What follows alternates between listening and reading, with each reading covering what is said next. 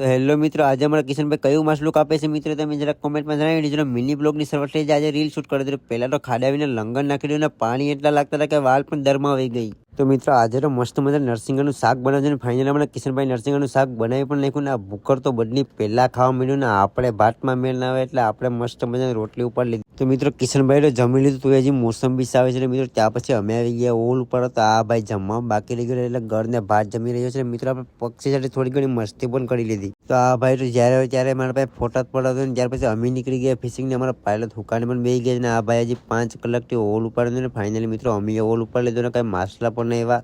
એટલે આ મને લાગે કે આ ભાઈને માછલા એટલે 15ની 4 આપીને જઈ રહ્યો છે. ત્યાં તો અમારા ક્રિશભાઈ ફાઇનલી મિત્રો પહેલી વાર દરિયામાં પણ જનાવર પેકું ત્યાર પછી અમે આવી ગયા કોલરૂમમાં મિત્રો એ પણ બરફ ભંગવા. ત્યારે આ ભાઈ તો માછલા પર બરફ પણ નાખવા માંડ્યા.